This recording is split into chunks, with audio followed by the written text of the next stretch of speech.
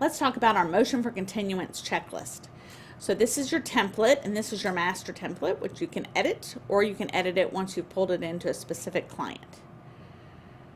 So when you are considering a motion for continuance, we have a reminder in here that you can assign to a paralegal or to yourself to call the court coordinator and find out what dates are available.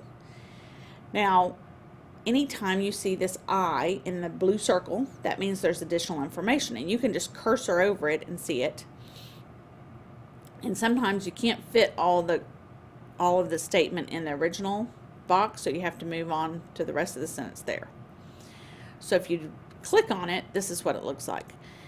Action title is basically the initial, and that can hold up to 255 characters, or action plan, where you have additional information. So you have a little hint with that blue I that you have additional information. Then send a letter to opposing counsel asking if they will agree to the continuance and offering specific dates that are available. This is assuming you haven't already had that conversation. Then draft the motion for continuance. Include a request for attorney's fees if appropriate. Now, it may not be appropriate. Why judges don't always even like to give a continuance. So if you just want one because you want one and it's good for your case, but there's no good reason really, one, maybe you shouldn't be asking for one, but if you still are, maybe your client insists, it may not be appropriate to ask for fees. But let's say that there is a good reason.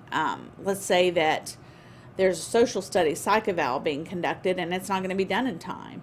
Or somebody's going to have surgery, your client's going to have surgery, and we all know they're going to be in the hospital, something like that. Then you'd want to consider asking for attorney's fees. When you set the motion, you definitely want to check in advance with opposing counsel's schedule, because you know you have an opposing counsel and you need to check with their schedule. And sometimes the clients don't like that because they think we're being too courteous, but we're really not being courteous. We just need to accommodate a date where we can all be there. And if you don't do that, they're just going to complain and ask the judge to make you move it anyway, because logistically they can't be there. Then set the motion with the court, and then you'll want to draft 2 orders. It's the best practice to have an order with you, a proposed order with you, and you'll want to have one that grants your motion and one that denies it. They're very simple motions, and the one that's granting your motion, you'll want to include a place for the court to fill in the new date and time of the new hearing or trial.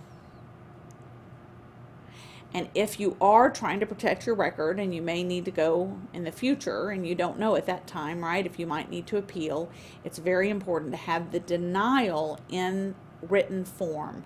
So that's why we do both sides. Even though we're hoping to get the motion for continuance, we need to have an order denying it in case we do want to appeal or our client chooses to appeal.